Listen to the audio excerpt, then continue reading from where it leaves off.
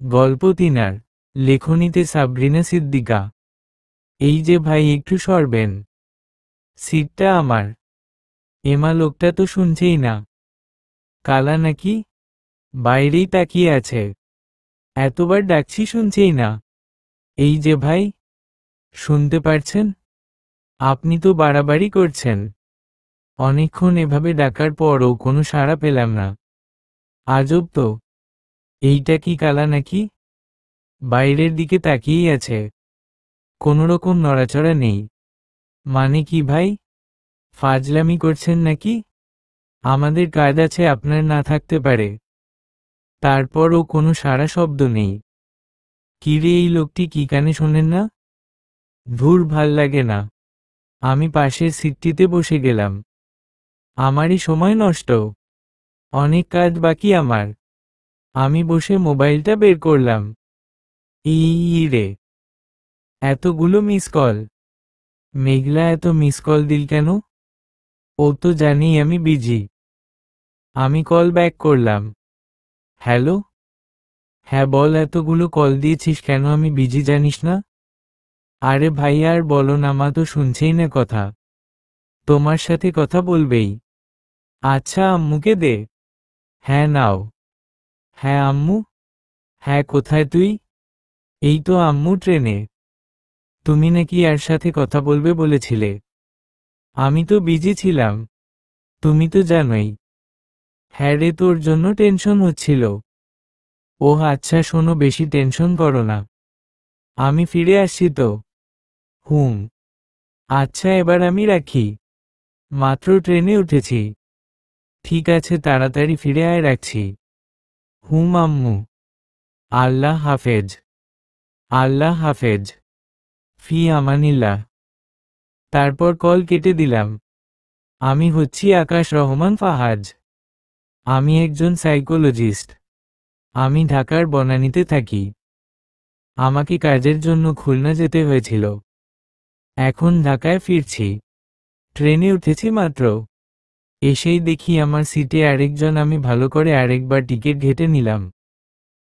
আমি তো ঠিকই এসেছি, তাহলে আমার সিটে আরেকজন বসেছে কেন? এসব ভাবার পরই এই ভদ্রলোকটিকে ডাকলাম, কিন্তু কোনো সাড়া শব্দ নেই। তাই বাধ্য হয়ে এই সিটে বসতে হয়েছে। যে এতগুলো মিস কল দিয়েছে সে হচ্ছে আমার ছোট বোন মেঘলা রহমান ফারিন। আম্মু আমাকে নিয়ে টেনশন করছিল, তাই কল করেছে। আসলে মায়ের মন তো, সন্তানের জন্য চিন্তা সবসময় বেশি। কল রেখে বসার কিছুক্ষণ পর চোখ লেগে এলো আমার। তর্কাতর্কির আওয়াজ কানে আসলো। চোখ খুলে দেখলাম পাশে বসা লোকটি, মানে যিনি আমার সিটে বসেছিলেন, যাকে ডেকেছিলাম কিন্তু কোনো সাড়া শব্দ পাইনি। তার সাথে ট্রেনে টিটি এর সাথে তর্কাতর্কি হচ্ছে। আমি স্বাভাবিক উঠে দাঁড়িয়ে জিজ্ঞেস করলাম, ভাই, কি হয়েছে? আরে ভাই আর বলিয়েন না, ভুল করে এই সিটে বসে পড়েছি, উনি আমার সাথে ঝগড়া করছেন। আমি ভাবলাম লোকটা ভুল করে বসে পড়ল। তাহলে আমি ডেকেছি তখন শুনেনি কেন? মানে কি, আপনি কি ঠিক জায়গায় বসবেন না? দেখে বসতে হবে তো। আপনার সিট তো এটা। টিটি। আমি বসেছি এই সিট দেখিয়ে টিকেট গার্ড কথাটি বলল। আরে ভাই, শুনেন শুনেন। আমি। জি বলুন। উনি আসলে আমার সিটে বসে পড়েছেন। আর আমার জানালার সিট একেবারেই ভালো লাগে না, তাই ওনাকে বসিয়ে দিয়েছি। আমি উনার সিটে বসেছি। তাহলে জানালার পাশে সিট নিয়েছেন কেন? আসলে খেয়াল করিনি জানালার পাশে পড়েছে সিট। হুম, বুঝলাম। এবার টিকিট দেখান। আমি আমার টিকিট দেখিয়ে দিলাম। তারপর সিট পরিবর্তন করে আমার সিটে আমি গেলাম। ওই লোকের সিটে ওই লোকটি চলে আসলো। আমি বসে গা এলিয়ে দিলাম। এখানে বাতাসে খুব ভালো লাগছে। এতক্ষণ যা গরম লেগেছিল। পাশের লোকটি কেমন করে যেন তাকাচ্ছে।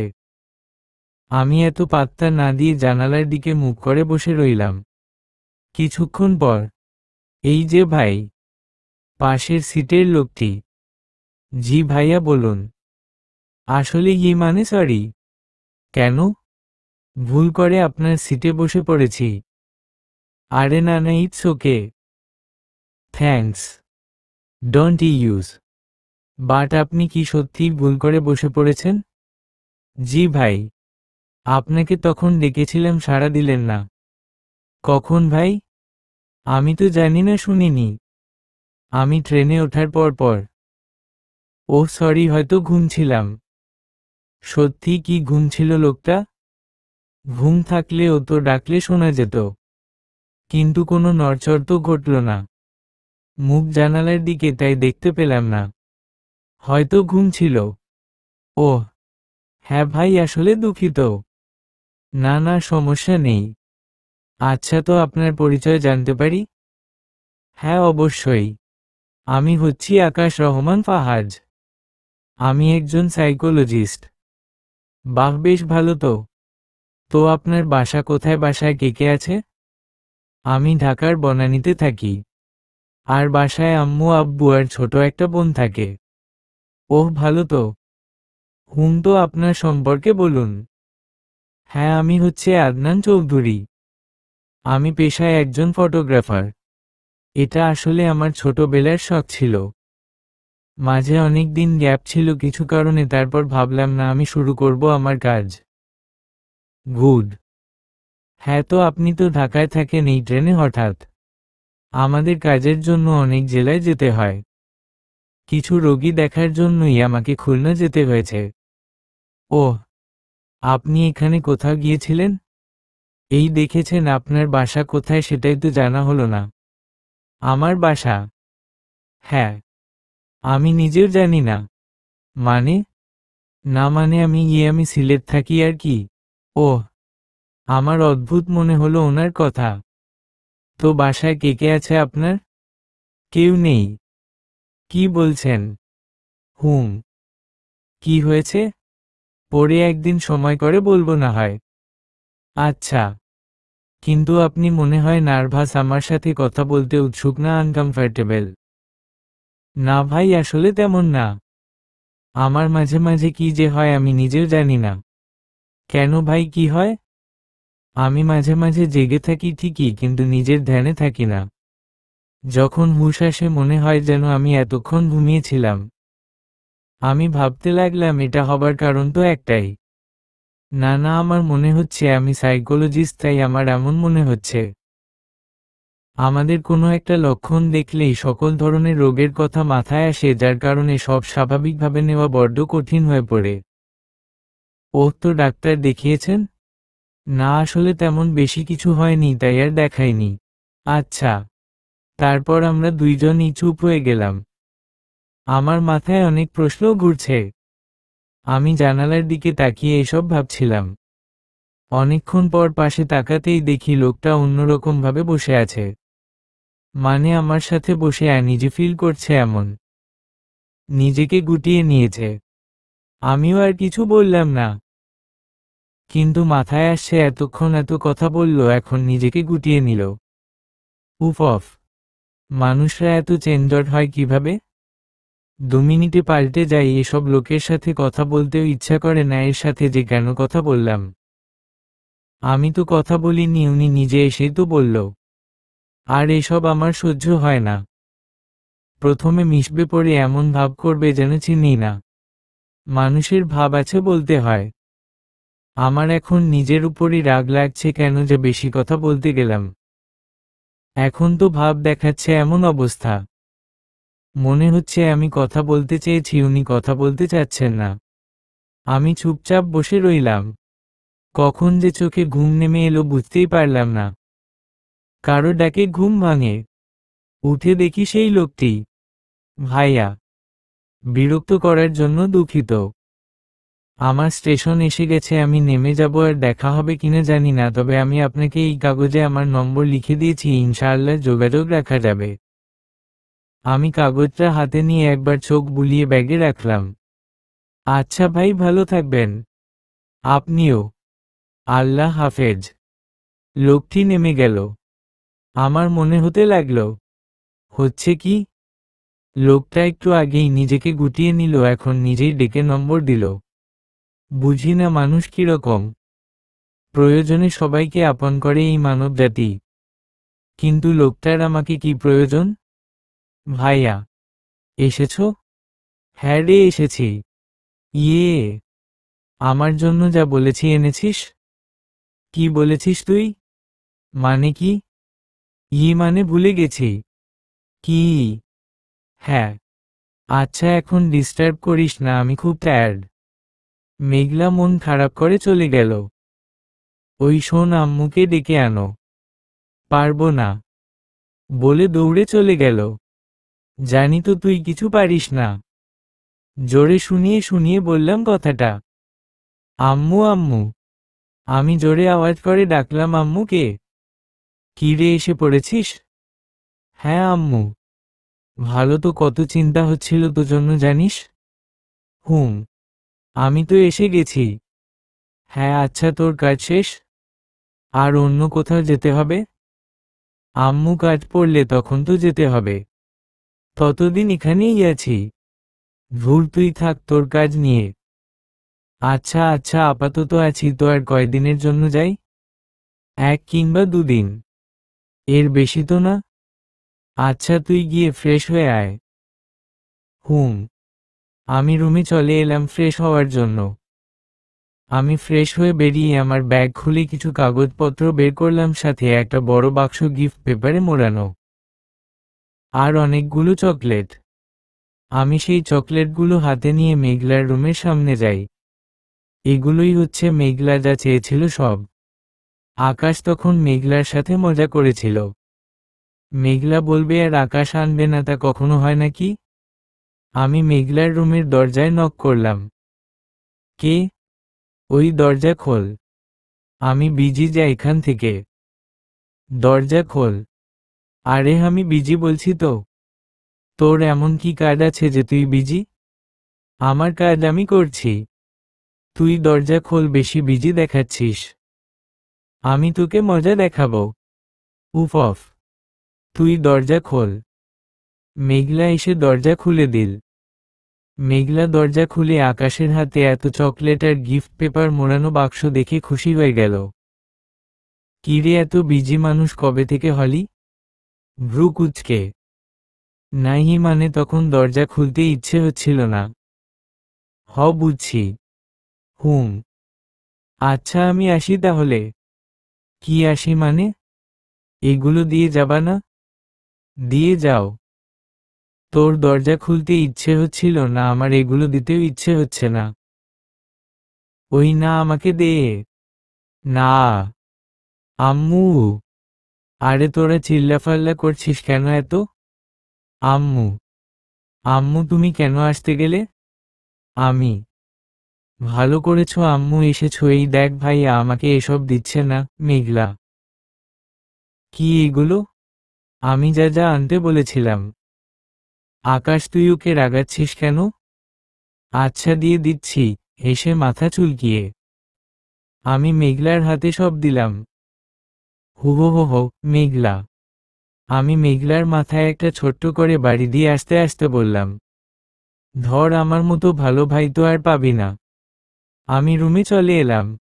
এসে মোবাইল হাতে নিয়ে শুয়ে পড়লাম। হঠাৎ মনে আসলো লোকটার কথা যে আমার পাশে বসেছিল। আমি উঠে ব্যাগ থেকে নম্বর লেখা কাগজটা বের করলাম। নম্বরটা একটু চোখ বুলিয়ে মোবাইলে সেভ করলাম। মাথায় নামটা আসছে না, কি নাম যেন বলেছিল। হ্যাঁ, আদনান। আমি আদনান দিয়ে সেভ করলাম। ভাইয়া। ভাইয়া। ডিস্টার্ব করিস না মেঘ। ওই ভাইয়া। আরে ডিস্টার্ব করিস না। তোমার সাথে দেখা করতে এসেছে রাহাত ভাইয়া। বসতে বল, আমি আসছি। তুই উঠবি নাকি পানি মারবো? আরে উঠছি তো বাবা। Good boy. আকাশ উঠে বসল। আমার ঘুমটা হারাম করার কোনো দরকার ছিল তোদের? আমি কি জানি রাহাত ভাইয়া এসেছে। হয়েছে যা। মেঘলা চলে গেল। আমি ফ্রেশ হয়ে ড্রয়িং রুমে আসলাম। কি রে আকাশ, কেমন আছিস? রাহাত। আলহামদুলিল্লাহ, কিন্তু এখন ভালো নেই। কেন? ভ্রু কুঁচকে।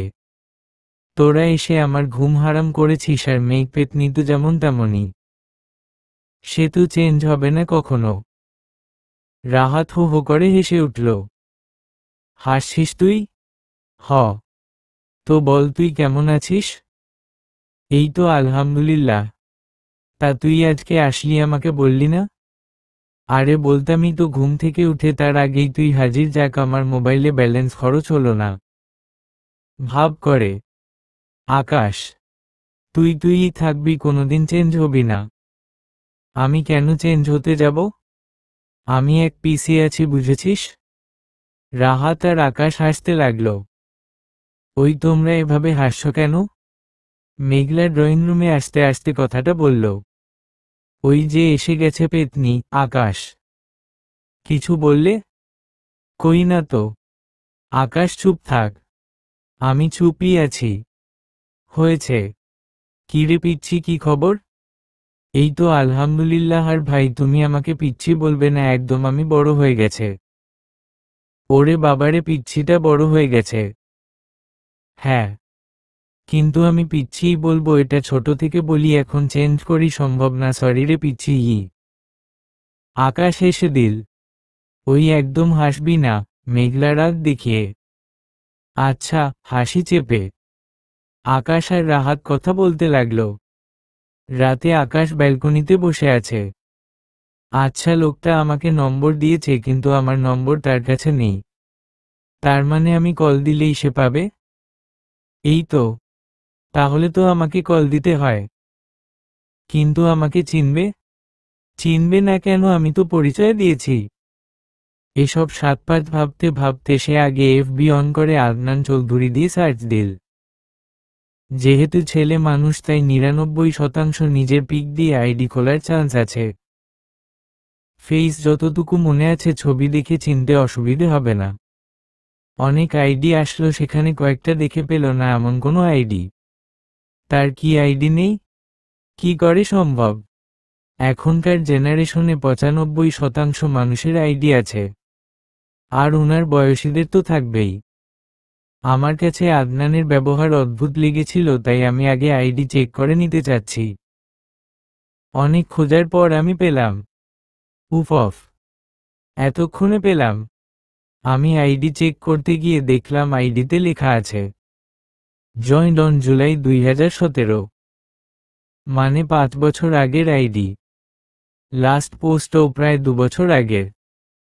দেখে যা বুঝলাম, হয়তো পোস্ট করতে খুব পছন্দ করেন, কিন্তু ২ বছর ধরে কোনো আপডেট নেই। নিউ আইডি আছে হয়তো। ফ্রেন্ডও দেখি কম। আমি এফবি অফ করে আদনানের নম্বরে কল দিলাম। ৩ বার রিং হওয়ার পর কেউ একজন কল রিসিভ করল। হ্যালো, কে বলছেন? ওপাশ থেকে একটা মেয়েলি কণ্ঠ ভেসে আসলো। আমি আকাশ। আদনান চৌধুরী আছেন? জি, একটু ওয়েট করুন, ওনাকে দিচ্ছি। আচ্ছা। আমি কলে রইলাম। ওপাশ থেকে সাউন্ড শোনা যাচ্ছে। এই আদনান? বলো। আকাশ কে? তোমাকে আকাশ নামের কেউ খুঁজছে। আকাশ? এই নামের কাউকে তো আমি চিনি না। কি বলছো, তোমাকেই তো খুঁজছে। আমি চিনি না বলে দাও। আমি কলের এপাশ থেকে এসব শুনে হা হয়ে গেলাম। কি বলছে আদনান চিনছে না কেন? এই যে শুনুন। হ্যাঁ বলুন। আদনান আকাশ নামের কাউকে চিনে না। আপনি কে? ওনাকে বলুন ট্রেনে যার সাথে পরিচয় হয়েছিল। আকাশ সাইকোলজিস্ট। মেয়েটি গিয়ে আদনানকে বলল, কিন্তু সে চিনল না। না ভাই, আপনাকে চিনে না। আচ্ছা শোনো, তুমি বোনের মতো একটা কাজ করতে পারবে? কি? আদনানের মোবাইলে আকাশ সাইকোলজিস্ট দিয়ে এই নম্বরটা সেভ করে দাও প্লিজ। Okay, thanks. তারপর আমি কল কেটে দিলাম। আমি রুমে এসে শুয়ে পড়লাম। ভাবছি এসব কি? লোকটা একটু পর পর চেঞ্জ হয় কেন? নাকি কাজের চাপে মাথায় নেই? হতেও পারে। আমি আর বেশি চিন্তা করলাম না। কারণ একজন সাইকোলজিস্টের কাছে কোনো কিছু গভীরভাবে চিন্তা করলে তা অনেক রোগের সাথে মিলে যায়, যার কারণে ছোট বিষয়েও আমাদের কাছে অনেক বড় বড় লক্ষণ হিসেবে ভাবা যায়। তাই কোনো কিছু নিয়ে বেশি চিন্তা করি না। কোনো রোগীর লক্ষণ দেখলে তা আগে যাচাই করি, এসব নিয়ে অনেক গবেষণা করতে হয়। আমাদের মাথায় শুধু রোগের ব্যাপারটাই ঘুরে, সেই কারণেই আমি কারো কোনো একটু সমস্যা মনে হলেই রোগের কথা মাথায় আসে। আমি এসব ভাবনা মাথা থেকে ফেলে ঘুমের দেশে পাড়ি জমালাম। দি আপ্রিনে কফি হাউসে বসে আছি। আদনান আসবে বলেছে, কিন্তু এখনও আসছে না। ব্যাপার কি? এত লেট কেন? নাকি আসবে না? বলা তো যায় না, এই লোক তো হুটহাট পাল্টি খায়। এখনও হয়তো বলবে আমি তো বলিনি আসতে। ফ্ল্যাশব্যাক। কিছুক্ষণ আগের ঘটনা। আমি কাজ করছিলাম, হঠাৎ ফোন বাজতে শুরু করলো। আমি মোবাইল হাতে নিয়ে দেখি উপরে জ্বলজ্বল করে জ্বলছে আদনান নামটি, আর ফোন বাজছে।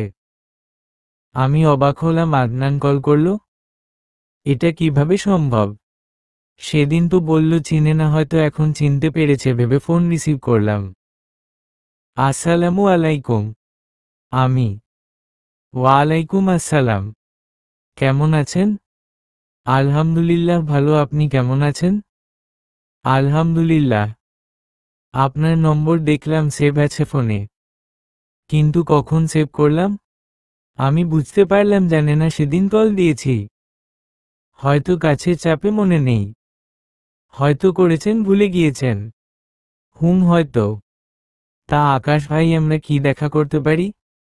আমি আপাতত ঢাকা আছি তাই। হ্যাঁ হ্যাঁ অবশ্যই। আপনার কোনো সমস্যা বা আপনার কাজে কোনো সমস্যা হবে না তো? আরে না না, কোনো সমস্যা নেই, কোথায় দেখা করবেন বলুন? এখানে তো একটা কফি শপ আছে কাছে পিছে, আর নেই। আমি আসলে তেমন চিনি না ঢাকা শহর তাই। আচ্ছা তো নাম বলেন, আমি আসব। দি আপ্রিনে কফি হাউস। ওহ আচ্ছা চিনেছি, আমি আসবো তাহলে। হ্যাঁ বিকেল 4টা করে দেখা করব। আচ্ছা। হ্যাঁ রাখি তাহলে, দেখা হচ্ছে। ইনশাআল্লাহ। কল কেটে দিল। আমি ভাবতে বসেছি ওনার মনে নেই উনি যে নিজে বলেছেন উনি চেনেন না আমাকে। আর এখন হুট করে কল করেছেন, নিজেই জানেন না নম্বর কখন সেভ করলেন, আবার আজকে চিনতে পেরেছেন আর দেখা করবেন। উফ, মাথা আমরা ঝাউলা হয়ে যাচ্ছে। আকাশ ভাই না? আমি কারো আওয়াজ শুনে ভাবনা থেকে বের হয়ে সামনে তাকিয়ে দেখলাম। এসব ভাবতে ভাবতে আদনান এসে পড়ল। জি ভাই আমি। কেমন আছেন? আলহামদুলিল্লাহ ভালো, আপনি কেমন আছেন? এই তো আছি। তা এতদিন পর আমাকে চিনলেন তাহলে? আদনান আমার দিকে জিজ্ঞাসু দৃষ্টিতে তাকালো। আমি ভাবছি এভাবে তাকাচ্ছে কেন? উনি কি না জানার ভান করছে নাকি? আকাশ ভাই কি বলছেন বুঝতে পারছি না। চিনতে পারবো না কেন? আপনাকে সেদিন কল দিয়েছিলাম, আপনি নাকি এই নামের কাউকে চিনেন না। আমি আমি এই কথা বলেছিলাম? কখন? হ্যাঁ আপনি নিজেই তো বলেছিলেন। কে বলল?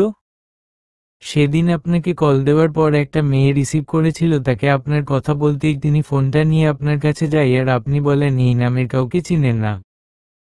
মিথি? কে মিথি? মিথি হচ্ছে আমার উড-বি ওয়াইফ।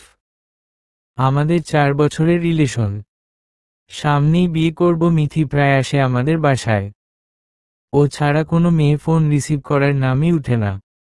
ওহ আচ্ছা, হয়তো উনিই রিসিভ করেছে। আপনার ফোন মিথি রিসিভ করেছিল।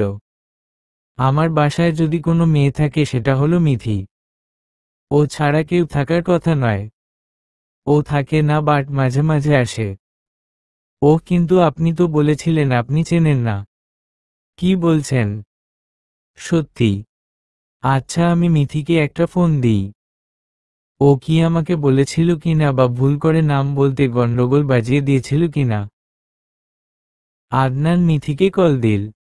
হ্যাঁ আদনান বলো। মিথি সেদিন কি আকাশ নামে কেউ কল করেছিল? হ্যাঁ তোমাকে তো বলেছিলাম তুমি নাকি চেনো না এই নামে কাউকে। কি বলছো, আমি কখন বললাম? উফ। আদনান তোমার কি হয়েছে বলো তো? তুমি কিছুই মনে রাখতে পারো না? পরে বলো, আমি তো এমন বলিনি করিনি। মানে কি? তুমি কি আমার সাথে ফাজলামো করছো? আরে মিথি শোনো শোনো। আমার হয়তো মনে নেই, এই কয়দিন কাজের চাপ বেশি ছিল। মিথি চুপ করে আছে। আচ্ছা ফোন রাখছি, পরে কথা বলবো। ওকে। আদনান ফোন কেটে দিল। আদনান মাথা চেপে বসে আছে। আমি ভাবছি কি হচ্ছে এসব। আদনান: জি। হ্যাঁ। আপনার কি সত্যিই মনে নেই? হ্যাঁ ভাই, সত্যি বলছি। কিন্তু কি করে? অফিসের কাজে এই কয়েকদিন খুব বিজি ছিলাম, তাই হয়তো মনে ছিল না, আসলে খুব প্রেশার ছিল। অফিস? হ্যাঁ। আপনি তো প্রফেশনাল ফটোগ্রাফার বলেছিলেন। হ্যাঁ, কিন্তু পাশাপাশি আরেকটা কোম্পানিতে চাকরি করি। ওহ আচ্ছা। এভাবেই পুরো বিকেল কথা বলে কেটে গেল। কেমন জানি অদ্ভুত লোক ইনি। মাঝে আমি জিজ্ঞেস করছিলাম তার ফ্যামিলি সম্পর্কে, কেমন অদ্ভুত করে উড়দিল। তো কে কে থাকেন আপনারা? কিছুক্ষণ চুপ ছিল, তারপর অদ্ভুত রকমভাবে বলল, আমি, আমার মা, বাবা, ছোট বোন। গলাটা কেমন লেগেছিল, শান্ত টাইপস। আপনার ফ্যামিলির সাপোর্ট আছে তাহলে? কোথায়? এই যে মিথি আর আপনার ব্যাপারটা। জি, আর সাপোর্ট না দেওয়ার কি আছে? না, অনেক ফ্যামিলির সাপোর্ট পাই না তাই। ওহ, বাট আমার ফ্যামিলির সবসময় থাকবে। গুড। দুজনেই চুপ করে রইলাম। দীর্ঘক্ষণ পর আমি বললাম, আচ্ছা আজকে উঠি তাহলে। আচ্ছা। ভালো থাকবেন। আপনিও ভালো থাকবেন। হুম। আল্লাহ হাফেজ। আমি বাসার উদ্দেশ্যে রওনা দিলাম। আদনানও চলে গেল। আমার কেমন অদ্ভুত লাগছে আদনানকে। আমি বাসায় গিয়ে ফ্রেশ হয়ে এসে দেখি বাসার সবাই বসে আছে ড্রয়িং রুমে। ওই যে ভাইয়া এসে গেছে, মেঘলা। হ্যাঁ, এসে গেছি। আয় আব্বু। কিন্তু কি নিয়ে আলোচনা চলছে? আমার অপেক্ষায় বসে আছেন সবাই। অনেক বড় আলোচনা, এসো এসো বসো, মেঘলা। আমি মেঘলার মাথায় টোকা দিয়ে বললাম, কি বড় আলোচনা রে মেঘলু? আহহ। ভাইয়া মারো কেন? মারলাম কই? তো এটা কি ছিল? আমি দাঁত কেলিয়ে বললাম, টোকা। মেঘলা ভেঙচি কেটে মুখ ঘুরিয়ে নিল। আর আমি হাসছি। আম্মু বলে উঠল, আরে তোরা ঝগড়া করিস না। হুম আম্মু বলো, আমি চুপ হয়ে আছি। ওই মেয়েটা চিল্লায় সারাদিন। কি আমি চিল্লাই? হ্যাঁ তুই তুই তুই। কে আমি? কে চিল্লায়? আমি? তুই হচ্ছিস কাজের বেডি জরিনা। আর হ্যাঁ, জরিনা চিল্লায়। আম্মু দেখো। আরে তোরা এমন করিস না। আমি কিছু করি নিয়েই জরিনাকে চুপ থাকতে বলো। আকাশ, এমন করিস না। আচ্ছা আচ্ছা সরি। আমি হাসতে হাসতে গড়াগড়ি খাচ্ছি। মেঘলার আগে ফুঁসছে। সেটা দেখে আমি আরো বেশি হাসছি। আব্বু বলল, আজকে সবাই মিলে বেরোনো ভেবেছিলাম, এখন আকাশ তোর যদি কোনো কাজ না থাকে তাহলেই তুই যেতে পারবি। হ্যাঁ আব্বু, অবশ্যই আমি যাব। তো কখন বের হব? আম্মু বলল, আমরা অনেকদিন বের হয় না, আর আমার আর মেঘলার রাতের ট্রিপ প্রচুর ভালো লাগে। তাই রাতেই যাব। আচ্ছা তোমরা রেডি হও, আমি একটা কল করে এসে রেডি হচ্ছি। আচ্ছা যা। আমি রুমে চলে আসলাম। রুমে এসে কল লিস্ট থেকে কনকের নম্বর বের করে কল দিলাম। সেও একজন সাইকোলজিস্ট। বলা যায় আমার কলিগ। কিন্তু ও আর আমি একসাথে সব সমস্যা সলভ করি। কনক অনেক হেল্পফুল। হ্যাঁ আকাশ বল। কেমন আছিস? আছি ভালোই, তুই ভালো আছিস? হ্যাঁ। তো হঠাৎ এই সময় কল দিলি? হুম, একটা প্রবলেম মনে হচ্ছে। কি প্রবলেম আর মনে হচ্ছে মানে? তুই কালকে দেখা করতে পারবি? তখন সব বলবো, আর মনে হচ্ছে মানে আমি সিউর না কোনো সমস্যা কিনা, কারণ সাইকোলজিস্টদের সামান্য কারণে খুব গভীর চিন্তা করলে অনেক কিছু বেরিয়ে যায়। সব কিছু নিয়ে ভাবতে ভাবতে এখন সামান্য কারণেও এমন চিন্তা আসে, তাই বুঝতে পারছি না কালায় সব বলবো। আচ্ছা কয়টায় কোথায় আসবো? বাসায় চলে আয়। ওকে। আমি কল রেখে রেডি হয়ে গেলাম। সবাই রেডি, তারপর সবাই একসাথে ঘুরতে বের হলাম। কি রে, কোথায় তুই আকাশ? এই তো আর 5 মিনিট পর পৌঁছে যাচ্ছি। কি 5 মিনিট লাগিয়ে রেখেছিস, কোথায় তুই? আর এত সময় লাগছে কেন? এত সময় লাগার তো কথা না। তোকে এসে সব বলবো, এখন ফোন রাখো। ওকে। Tooth tooth tooth. আমি তাড়াতাড়ি করে হাঁটছি। কনক কিছু কাজের জন্য বাসায় আসতে পারেনি, তাই একটা ঠিকানা দিয়েছে, ওখানেই দেখা করব। বাসা থেকে গাড়ি নিয়েই বেরিয়েছি, রাস্তায় জ্যামে পড়ায় দেরি হয়ে যায়, এরপর জ্যাম ছুটার নাম গন্ধ নেই। তাই আমি ড্রাইভার আঙ্কেলকে বলি চলে যেতে, আমি হেঁটে চলে আসছি। উফ অফ, খুব দেরি হয়ে গেছে। এত জ্যাম। হাঁটছি আর বকবক করছি। ওই যে ঠিকানায় তো চলে আসলাম, এখন কনক কোথায়? আমি কনককে খুঁজতে লাগলাম। তখনই দূর থেকে কেউ একজন হাত তুলে হাত নেড়ে আমাকে ইশারা করছে। আমি বুঝতে পেরে সেখানে গেলাম। কিরে, কেমন আছিস? আমি এই তো আছি, তো বল তোর দেরি হলো কেন? আরে বলছি আগে বসি তো। অনেক ঘটনা বলার আছে, যেইটার জন্য আসতে বলেছি সেটার কথাও তো বলতে হবে। হ্যাঁ বসো। আমি কনকের পাশে বসলাম। হ্যাঁ, তো এত জরুরি তলব? হুমম। কেন তা বলবি তো? আমি খুলনা গিয়েছিলাম, মনে আছে তোর? কিছু রোগী দেখতে। হ্যাঁ মনে আছো তো। কি হয়েছে, কোনো সমস্যা? সমস্যা ওই, তবে ট্রেনে আমার একজন লোকের সাথে দেখা হয়েছে। তো? খুব অদ্ভুত লোকটা। কেমন যেন? কেমন? আমি তারপর আদনানের সাথে দেখা হওয়া, ঘটে যাওয়া সবকিছু বললাম। কি বলছিস?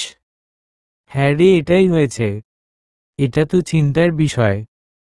হ্যাঁ, কিন্তু আমরা যেহেতু একজন সাইকোলজিস্ট, এটাও হতে পারে আমরা একটু বেশি গভীর থেকে চিন্তা করছি। মানুষের ছোট ছোট রোগগুলোও আমাদের চোখে পড়ে এবং আমাদের কাছে অনেক বড় একটি রোগ হয়ে যায়।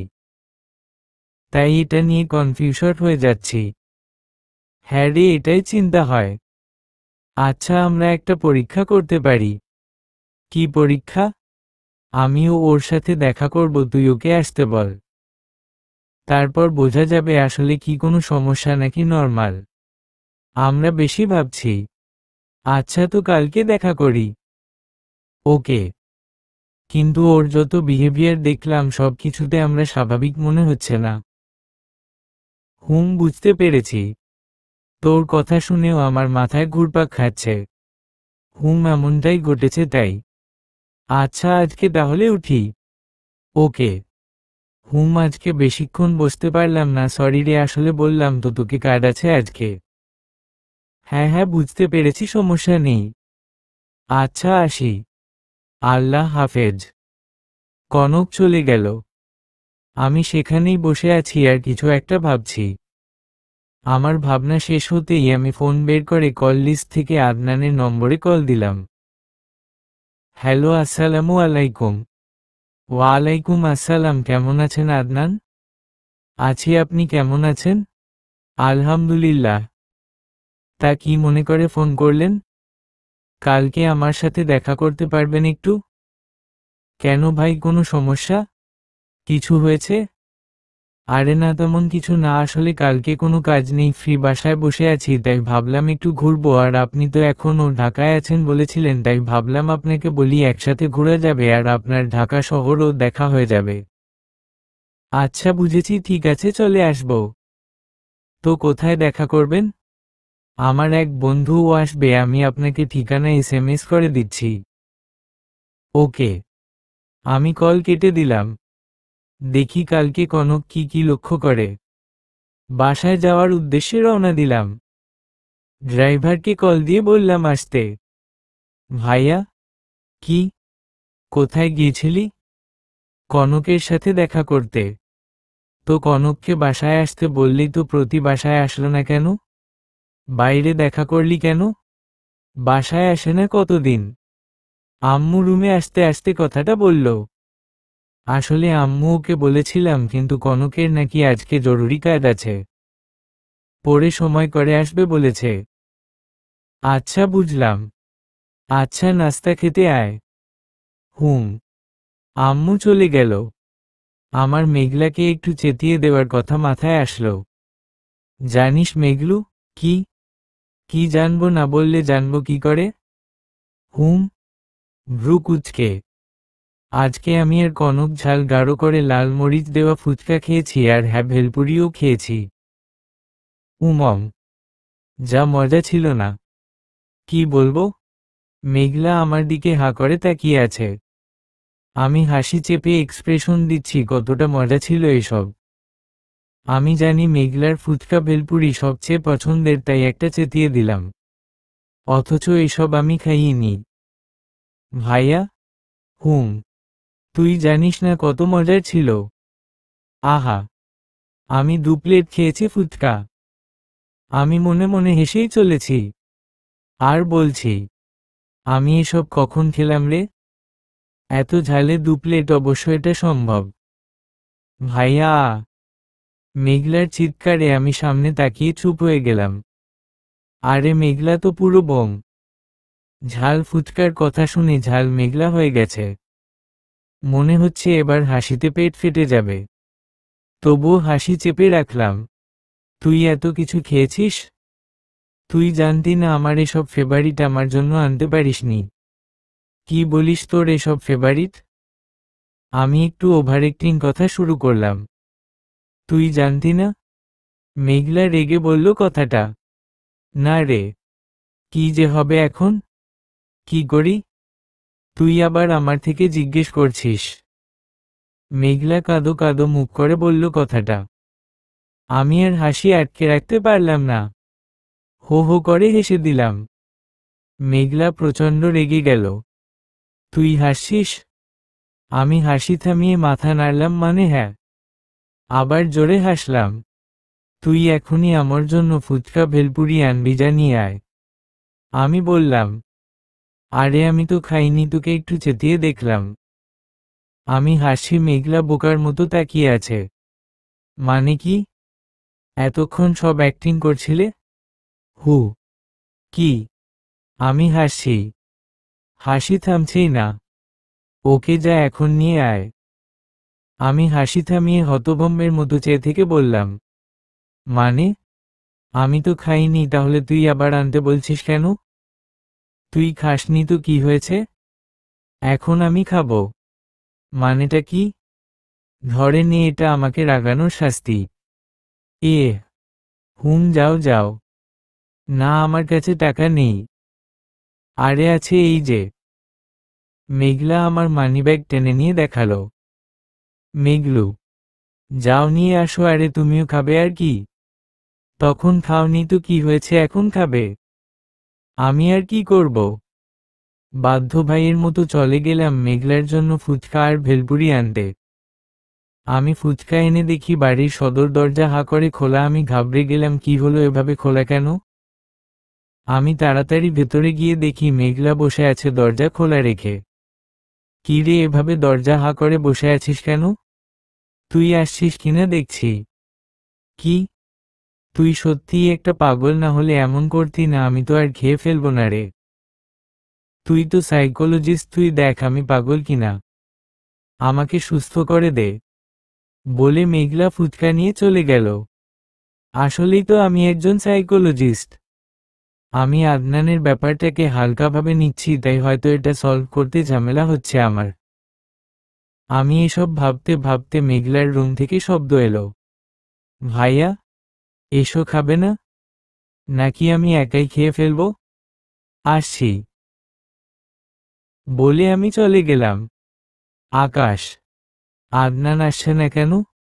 আসার তো কথা, আমাকে বলেছিল আসবে। তাহলে এখন ও আসছে না কেন? আদনানের একটু লেট হয়, আমি যা বুঝেছি। আচ্ছা, আর একটু অপেক্ষা করি তাহলে। হুম। আমরা অনেকক্ষণ ধরে সেই ঠিকানায় অপেক্ষা করছি, কিন্তু আদনানের আসার নাম গন্ধ নেই। কিন্তু আদনান আমাকে বলেছিল সে আসবে। অনেকক্ষণ পর শেষ পর্যন্ত আদনানের দেখা মিলল। দূর থেকে আমি কনককে ইশারা করে ফিসফিসিয়ে বললাম, কনক, এই যে ওইটা আদনান। আচ্ছা।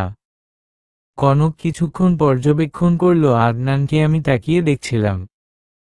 হঠাৎ আদনান এসে বলল, আকাশ ভাই কেমন আছেন? সরি অনেক লেট হয়ে গেল। সমস্যা নেই, বসুন। ধন্যবাদ। আদনান এই হলো আমার ফ্রেন্ড কনক। ও কনক ভাইয়া কেমন আছেন? আলহামদুলিল্লাহ, আপনি কেমন আছেন? এই তো আছি। তো আদনান, এত দেরি হলো কেন? আর বলিয়েন না ভাই, আজকে মিথিলার সাথে আমার ও তর্কাতর্কি হয়েছে। আমি ভ্রু কুঁচকে তাকিয়ে বললাম, কি নিয়ে? আরে ও নাকি আমাকে কি বলেছিল, কিন্তু আমার মনে পড়ছে না আমাকে কিছু বলেছে কিনা। কি বলছেন? হ্যাঁ, আপনাকে বলেছিলাম না জাগ্রত অবস্থায় ও আমার মনে হয় আমি ঘুমিয়ে আছি, হুঁশ ভাঙলে মনে হয় এতক্ষণ কোথায় ছিলাম, কি করেছি, কি বলেছি কিছুই জানি না। সব সময় এমন হয়, কিন্তু আমি মিথিলাকে কবে রিপ্লাই দিই বুঝতে পারছি না। আমি কনকের দিকে তাকিয়ে দেখলাম কনক কিছুটা অবাক আর চিন্তা মিশ্রিত একটি অনুভূতি নিয়ে বসে আছে। আমি কিছু বললাম না। কনক বলল, তো আদনান, আপনি ডক্টর দেখাননি? না, আসলে এটা তেমন কিছু মনে হয় না এতদিন। কি বলছেন? এতদিন ডাক্তার না দেখিয়ে বসেছিলেন? হুম। এটা তো ঠিক হলো না। আগে তো বুঝতে পারিনি। তো আর কোনো সমস্যা হয় আপনার? আসলে সমস্যা বলতেই প্রথমে আমার হুঁশ থাকে না এমন, আর আমার মনে হয় যে ঘুমিয়ে থাকি, কিন্তু আমি যা বুঝলাম এর মাঝে অনেক ঘটনা ঘটে যাচ্ছে। আমি নাকি যখন হুঁশ থাকে না তখন আমার কিছু আত্মীয়কেও চিনতে পারিনি, কিন্তু এটা শুধু আমি জানি যে আমার হুঁশ থাকে না। সবাই ভাবে আমি ফাজলামো করছি, না হয় তাদের সাথে কথা বলতে চাচ্ছি না, এর কারণে অনেক সমস্যা হয়েছে এতদিন। কনক আর আমি একে অপরের দিকে তাকিয়ে হা হয়ে আছি। কি বলছে এসব? আকাশ ভাই, আপনি তো একজন সাইকোলজিস্ট, আপনি একটু দেখুন কি করা যায়। কেন হচ্ছে এমন? হুম।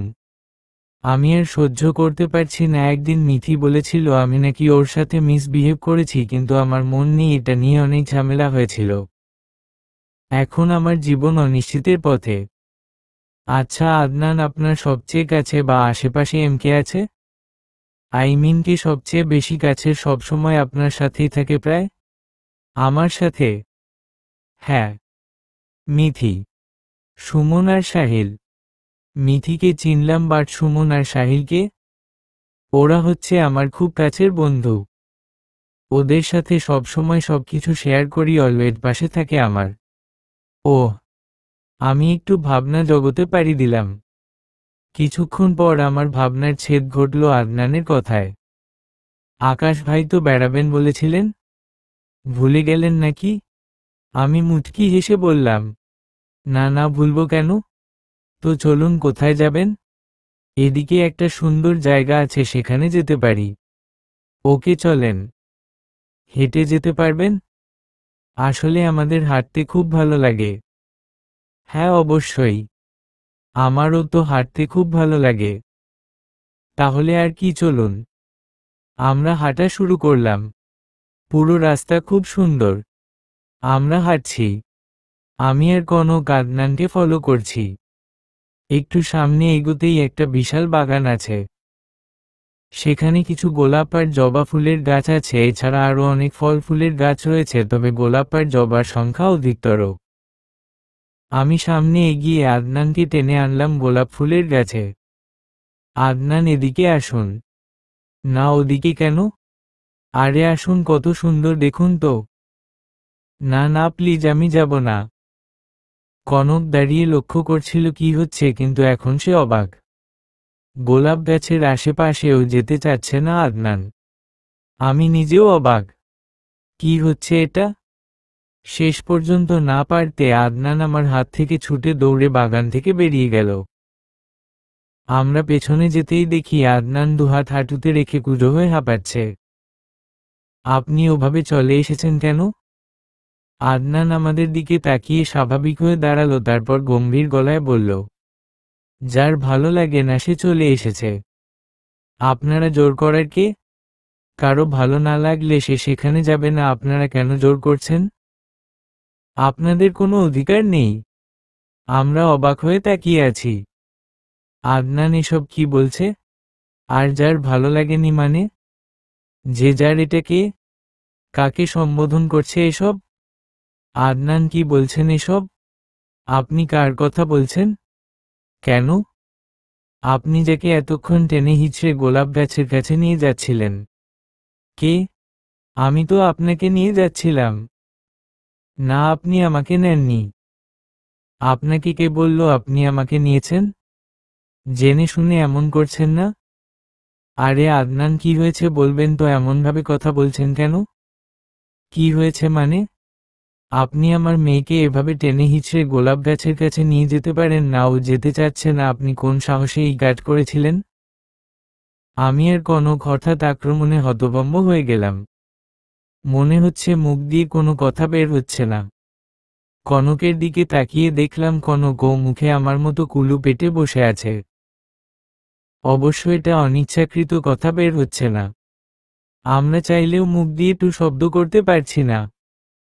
আমি অনেকক্ষণ পর খুব কষ্টে মুখ খুলে বললাম, আদনান, আপনার মেয়ে মানে? আপনারা মেয়ে কোথা থেকে আসলো? আপনি কে? হ্যাঁ, আমার মেয়ে কোথা থেকে আসলো মানে? চেনেন না জানেন না আমার মেয়েকে টেনে হিঁচড়ে গোলাপ গাছের কাছে নিয়ে যাচ্ছিলেন? আপনারা সাহস তো কম না। আদনান এসব কি বলছেন? চেনেন না জানেন না মানে? আর মেয়ে? আপনার মেয়ে মানে কি? কোথা থেকে এলো এসব? আরে আপনি কে? এত প্রশ্ন করছেন কেন? কি শুরু করেছেন কি? আমি কিছু বলতে যাব তার আগেই আহোহো বলে চিৎকার দিয়ে আদনান মাথা চেপে ধরল। আমি আর কনক ঘাবড়ে গিয়েছি একটু। আমরা দৌড়ে আদনানের কাছে গেলাম। আদনানের চোখ বন্ধ, সেন্সলেস হয়ে গেছে। আদনান, আদনান উঠুন। কি হয়েছে? আমি তৎক্ষণাৎ ব্যাগ থেকে পানির বোতলটা বের করে আদনানের মুখে পানি ছিটে দিলাম।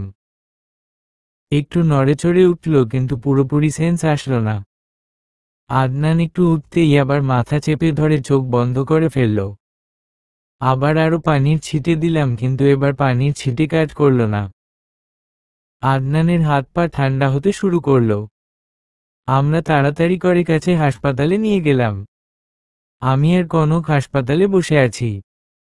আদনানের কি হয়েছে বুঝতে পারছি না। ডাক্তার চেক আপ করেছেন, বলেছেন সুস্থ আছেন, কিন্তু প্রেশার নেওয়া যাবে না। মিথিলাকে খবর দেওয়া হয়েছে। সে ভেঙে পড়েছে অনেকটা। তার আরও বন্ধুদের খবর দেওয়া হয়েছে। এখন হাসপাতালে আছে সুমন, সাহিল, মিথিলা আর আমরা। আদনানের সেন্স ফিরতে একটু লেট হবে। আমি আর কনক ডিসাইড করেছি সাহিল, সুমন আর মিথিলাকে জিজ্ঞেস করা যায় এই সম্পর্কে। আমাদের সিদ্ধান্ত অনুযায়ী আমরা ওদের নিয়ে হাসপাতাল থেকে বেরিয়ে গেলাম। যাওয়ার আগে আফনানকে দেখে ডাক্তারকে বলে আসলাম। এই হাসপাতাল থেকে কনকের বাসা কাছে, তাই সবাই ওখানেই গেলাম। ও একা থাকে। সবাইকে জিজ্ঞাসাবাদের জন্য আমরা ড্রয়িং রুমে বসলাম। প্রথমে মিথিলাকে দিয়ে শুরু করলাম। যেহেতু একজন মেয়ে মানুষ, তাই বেশিক্ষণ কাউকে রাখতে চাচ্ছি না। মিথিলাও হয়তো আনইজি ফিল করছে, কিন্তু আজকে জিজ্ঞাসাবাদ করতেই হবে। আর সাহিল, সুমন হচ্ছে ওর বিশ্বস্ত বন্ধু, যার কারণে মিথিলা আসতে রাজি হয়েছে। প্রথমে মিথিলাকে আদনানের ফ্যামিলি সম্পর্কে জিজ্ঞেস করতে মিথিলা এমন একটা উত্তর দিল, আমার মাথায় মনে হলো ভারী কিছু একটা পড়ল। এটা কিভাবে সম্ভব? আকাশ, এটা কিভাবে সম্ভব? জানি না রে কনক, কিছু বুঝতে পারছি না। আমিও বুঝতে পারছি না। আমি আর কনক ড্রয়িং রুমে বসে আছি। মাথায় হাজারো প্রশ্ন ঘুরপাক খাচ্ছে। আমার ভাবনা মনে হচ্ছে আস্তে আস্তে সত্যি হচ্ছে। কনক, আমাদের ভাবনায় কি ঠিক? সেটাই তো মনে হচ্ছে। এখনও জিজ্ঞাসাবাদ শেষ করতে পারিনি। মিথিলার কথা শুনে মাথায় বাজ পড়ল আমার। আমারও একই অবস্থা। তুই তো বলেছিলি তোকে বলেছে অন্য কথা। আমাদের কথোপকথনের মাঝে সামনে সোফা থেকে মিথিলা উঠে এসে বলল, কি হয়েছে ভাইয়া? আপনারা এমন রিয়্যাক্ট করছেন কেন? আচ্ছা মিথিলা, তুমি সত্যি বলছো তো সব? হ্যাঁ, আমি মিথ্যা বলতে যাব কেন? তাহলে কি হয়েছে সেটা বলবেন তো? তুমি বলেছ। ফ্ল্যাশব্যাক। আমি প্রথমে মিথিলাকে কোয়েশ্চেন করলাম, আপনার পুরো নাম কি? মিথিলা সুলতানা। আপনার সাথে আদনানের কত বছরের সম্পর্ক? 4 বছর। তো আপনারা ফ্যামিলির সবাই সাপোর্ট করে? জি, সাপোর্ট আছে সবার। ওহ ভালো, তো আদনানের ফ্যামিলি সম্পর্কে কিছু বলো। এরপর মিথিলা যা বলল তা শোনার জন্য মোটেও প্রস্তুত ছিলাম না। আদনানের ফ্যামিলি সম্পর্কে কি বলবো, ওর তো ফ্যামিলি নেই। মানে? আদনান তো একাই, ওর কোনো ফ্যামিলি নেই।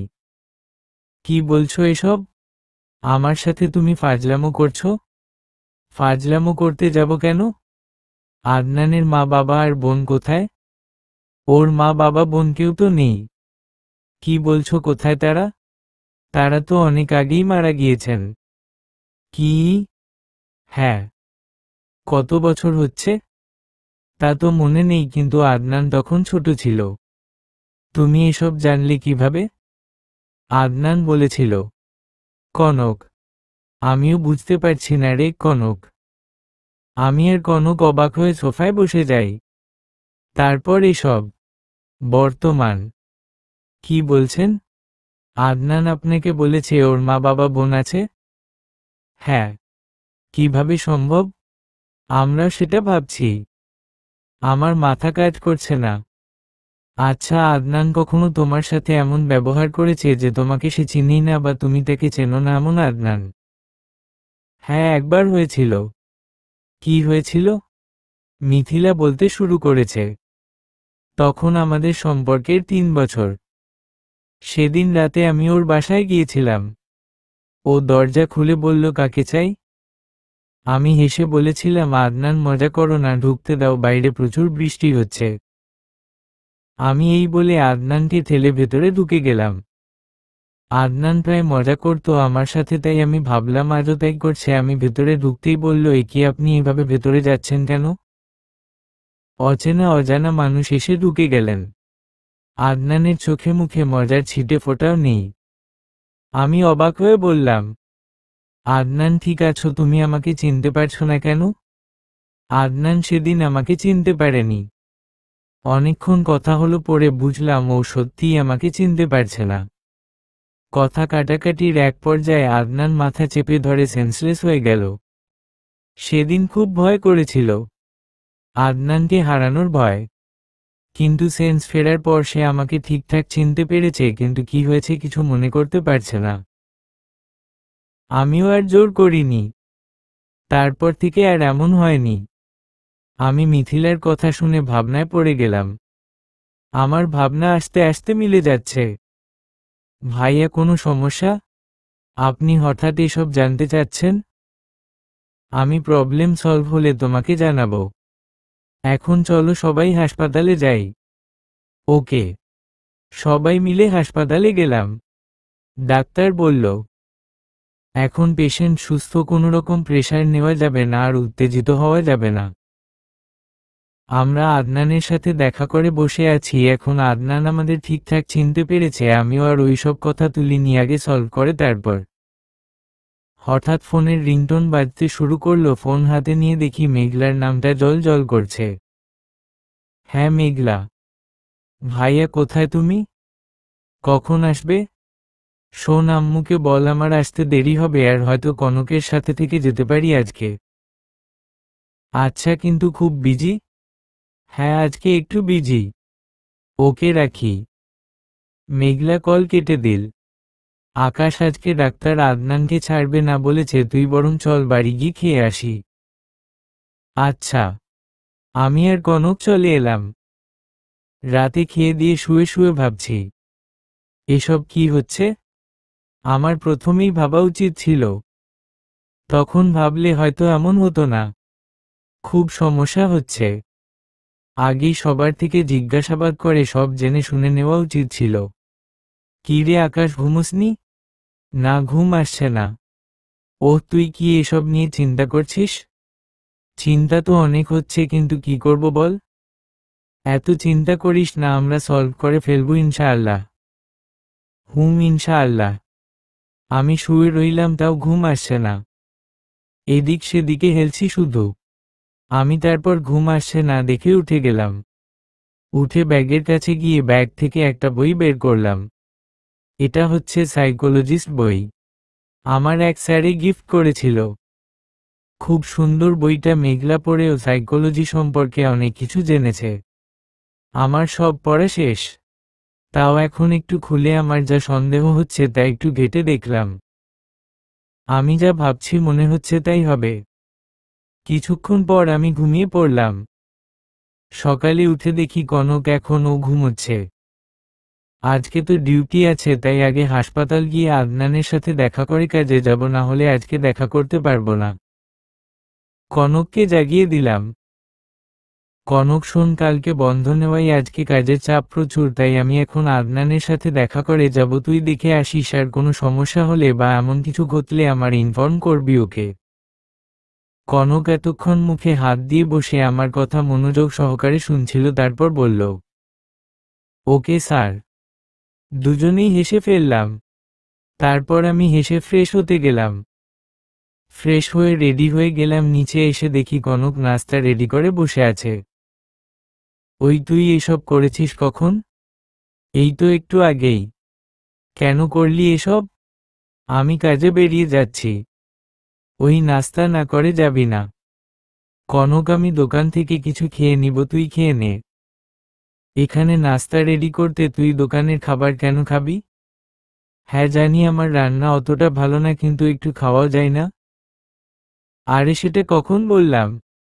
তাহলে খাচ্ছিস না কেন? আচ্ছা যা, খাচ্ছি। কনকের জন্য খেতে বসতেই হলো। আর কি খেয়ে চলে গেলাম। হাসপাতালে গিয়ে কেবিনে ঢুকে দেখলাম আদনানের চোখ বন্ধ, পাশে চেয়ারে বসে বেডে মাথা দিয়ে শুয়ে আছে মিথিলা। আদনানের হাত জড়িয়ে রেখেছে মিথিলা, যেন ছেড়ে দিলেই হারিয়ে যাবে। আসলেই আদনান অনেক লাকি। কিন্তু ওর এই সমস্যা যদি সমাধান না হয় তাহলে মিথিলার জীবনে কাল হয়ে দাঁড়াবে, মিথিলার জীবনে ঝড় বয়ে যাবে। কাটিয়ে উঠতে না পারলে ঝড় রয়ে যাবে। আমার ধ্যান ভাঙল আদনানের ডাকে। আরে আকাশ ভাই যে ওখানে দাঁড়িয়ে আছেন, যে ভেতরে আসুন। হ্যাঁ আসছি, আপনার সাথেই তো দেখা করতে এলাম। মিথিলা বলল, আমি খাবার আনছি, আপনারা বসুন। না, আমি নাস্তা করেই বেরিয়েছি, তুমি আদনানের জন্য নাস্তা আনো। মিথিলা চলে গেল। আচ্ছা, আপনারা তো গতকাল বললেন না, আমি এখানে কি করে আসলাম? আমি তো ঘুরতে গিয়েছিলাম। আদনানের মনে নেই তাহলে? আকাশ ভাই, আসলে মানে ওই, আপনি হঠাৎ মাথা ঘুরে পড়ে গিয়েছিলেন, তারপর হাসপাতালে আনলাম। আমি পেছনে ঘুরে দেখলাম কনক দাঁড়িয়ে আছে। বাবা, খুব বুদ্ধি কাঙ্কের, বাঁচলাম মনে মনে। আরে কনক ভাইয়া না? আদনান। জি। তো এখন কেমন আছেন? এই তো ভালো। বেশি করে খাবে, তাহলে আর এভাবে মাথা ঘুরাবে না। হ্যাঁ, কিন্তু আমার তো একটু কিছু মনে নেই। আমি তো আপনাদের সাথে বাগানে প্রবেশ করছিলাম, তারপর আর কিছু মনে নেই। ইয়ে, আসলে তখনই সেন্সলেস হয়ে গিয়েছেন আপনি। আমার কিছু মনে নেই কেন? দেখুন, ডাক্তার বারণ করেছেন কোনোরকম প্রেশার নিতে, তাই এসব বাদ দিন। আদনানকে শান্ত করার পর আমরা কথা বলে বেরিয়ে গেলাম। আকাশ, ব্যাপারটা কি বুঝছিস? যেটা ভেবেছি সেটাই হচ্ছে, তাও সামনে আরো কিছু জিনিস দেখতে হবে। আচ্ছা। তাহলে আসি এখন, পরে কথা হবে ইনশাআল্লাহ। আমি চলে এলাম। বাইরে আকাশ কালো মেঘে ঢাকা পড়ে গিয়েছে। আকাশ ভেঙে যাওয়ার মতো শব্দ হচ্ছে। এর কিছুক্ষণ পরই মুষলধারে বৃষ্টি শুরু হয়েছে। আচ্ছা ভাইয়া, খুব বেশি কোনো সমস্যা হয়েছে? আমি রেস্টুরেন্ট থেকে বৃষ্টি দেখছিলাম আর ভাবছিলাম মিথিলার কথায়, ওর দিকে ফিরে তাকিয়ে বললাম, তেমন কোনো সমস্যা নয়, আসলে একটু ভাবছিলাম তুমি বলো যে ওর মধ্যে কি কি অদ্ভুত বা অন্যরকম দিক দেখেছ। একদিন আদনান আমাদের ফ্ল্যাটে ছিল। আমার বড় ভাইয়া মানে রাহুল ভাই ছিল রাতে আদনানের সাথে। সেদিন রাতে নাকি হঠাৎ করে ঘুমের মাঝেই উঠে হেঁটে চলে যাচ্ছিল। রাহুল ভাইয়া অনেক কষ্টে আটকেছিল। সকালে আমাদের সবাইকে এটা বলেছে। সে নাকি কোনোভাবেই ছুটে যেতে চাইছিল। ওহ, আজকে মিথিলা আর সাহিল এসেছে। অবশ্য আমিই আসতে বলেছি, কারণ আদনানের ব্যাপারে অনেক কিছু জানা দরকার। সবকিছু এলোমেলো হয়ে যাচ্ছে। আদনানের ব্যবহার কখনো স্বাভাবিক কখনো অস্বাভাবিক। আমরা রেস্টুরেন্টে দেখা করার জন্য এসেছিলাম, আজকে কনক আসতে পারেনি, ওর ইম্পর্ট্যান্ট কাজ পড়ে গেছে। বাইরে খুব বৃষ্টি হওয়ার কারণে এখন বেরোতে পারছি না। আচ্ছা মিথিলা, এই পর্যন্ত আদনান কতবার সেন্সলেস হয়ে গিয়েছে? আসলে ভাইয়া সব তো মনে নেই, কিন্তু এই 1 বছরেই 3 থেকে 4 বার। কিন্তু তখন আমাকে ও চিনেছে না চিনে মাথা চেপে অজ্ঞান হয়েছে একবার সেই দিন রাতে। আচ্ছা, কখনো আদনানের হিংস্রতা দেখেছ? হ্যাঁ, কিন্তু আমার সামনে না, একবার অফিসে। সেদিন আদনানের আসতে দেরি হচ্ছে, কল রিসিভ করছে না, তাই আমি ওর অফিসে গেলাম। ওর কেবিনে ঢোকার আগেই দেখি ওর এক ক্লায়েন্টের সাথে খুব রুডলি কথা বলছে। এক পর্যায়ে আদনান লোকটাকে মারতে আসলে বাকি কিছু এমপ্লয়ি এসে ওকে আটকায়। সেদিন আমি আর কিছু না বলে বেরিয়ে গিয়েছি। আমার সামনে কখনো এমন হিংস্র হয়নি। তবে ও আমাকে প্রায় সন্দেহ করত। এই সেই জিজ্ঞেস করত, খবরাখবর রাখত। প্রচুর সন্দেহ এটা। বুঝলাম। আমি মনে মনে ভাবছি, কিভাবে সম্ভব এটার সাথে সেন্সলেসের কোনো সম্পর্ক নেই তাহলে? না, এটার মধ্যে অন্য ব্যাপার আছে, সব রহস্য উদ্ঘাটন করতে হবে। বৃষ্টি থেমে যাওয়ায় আমরা বেরিয়ে এলাম। বাড়ি এসে ফ্রেশ হয়ে নিচে এসে দেখি মেঘলা টিভি দেখছে। গম্ভীর মুখে হা করে করে দেখছে। আমি গিয়ে ওর মাথায় একটা ছোট্ট করে বাড়ি দিয়ে বললাম, কি রে, কি দেখছিস? মেঘলা হা করা অবস্থাতেই বলল, ভাইয়া দেখ, একটা মানুষের মধ্যে নাকি কয়েকদিন ধরে হিংস্রতা দেখা যাচ্ছে, একটুতেই হিংস্রতা দেখা দিচ্ছে আর হঠাৎ হঠাৎ সেন্সলেস হয়ে যাচ্ছে। আমি হাত আপেল নিয়ে খেতে যাচ্ছিলাম, এমন সময় এই কথা শুনে হাত থেকে আপেল পড়ে গেল। কি হলো ভাইয়া, এভাবে ফেলে দিলি কেন? কিছু না, হাত ফসকে পড়ে গেছে। তুই কি যেন বলছিলি? এই যে খবরের কথাটা। আমি সামনে গিয়ে টিভিতে খবরটা দেখতে শুরু করলাম। খবরে একজন বলছে, বরিশালে একজন ব্যক্তিকে তার অজান্তেই ড্রাগ খাইয়ে মৃত্যুর মুখে ঠেলে দেওয়ার চেষ্টা চালিয়েছে রফিক উদ্দিন নামের এক লোক। তিনি অনেক আগে থেকে ড্রাগ পাচারে যুক্ত ছিলেন। এখন ধরা পড়ার পর নানা অজুহাত দেখিয়ে পালানোর চেষ্টা করছে। যাকে ড্রাগ দেওয়া হয়েছে তাকে এই কয়দিন ড্রাগ না দেওয়াই এখন তাকে শান্ত রাখা খুব মুশকিল হয়ে যাচ্ছে তার পরিবারের। তাই তারা রিহাবে দিয়েছেন যাতে দ্রুত সুস্থ হয়ে যায়। আমি এটা শুনে চিন্তায় পড়ে গেলাম। আদনানের আচরণের সাথে মিলে যাচ্ছে এসব। ভাইয়া, কি হয়েছে? না কিছু না। আচ্ছা, আমার কাজ আছে, আমি যাই বলে রুমে চলে এলাম। কনকের নম্বরে ডায়াল করলাম। কনকের নম্বর বিজি বলছে। উফ অফ, কনকের নম্বর বিজি কেন? আমি আবারও কল দিলাম। Pick up the phone Kanak, please pick up the phone. Kanak কিছুতেই ফোন ধরছে না। হ্যাঁ, ও বিজি, বাট এটা না বললে প্রবলেম হবে। অনেকক্ষণ পর শেষ পর্যন্ত কল রিসিভ হলো।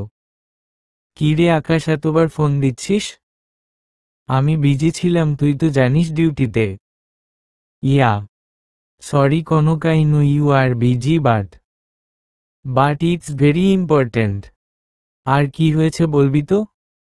কনক, তোর সাথে খুব জরুরি একটা কথা আছে। দেখা করতে পারবি?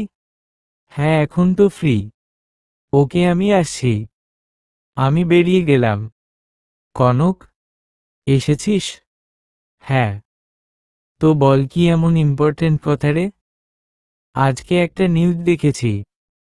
কোন নিউজ? একজন লোককে ড্রাগসের মাধ্যমে মৃত্যুর মুখে ঠেলে দেওয়ার চেষ্টা করেছে। এটা ইম্পর্ট্যান্ট কথা? আমরা এখানে কি করতে পারি বলতো? আরে পুরো কথা তো শুনবি। দেখ, আদনান হঠাৎ হঠাৎ সেন্সলেস হয়ে যায় আর ওর হিংস্রতাও দেখা গিয়েছে, আর আজ খবরে বলেছে ড্রাগসের কারণে এরকম অবস্থা হয়েছে ওই লোকটির। কি বলছিস? ওয়েট, আজকের নিউজ নেটে পাবো নিশ্চয়ই, তোকে দেখাই। আমি নেটে খুঁজে কনককে দিলাম। কনক পড়ে বলল, এটা কি রে? পুরো মিলে যাচ্ছে আদনানের সাথে। তার মানে আদনানকে ড্রাগস দেওয়া হয়েছে।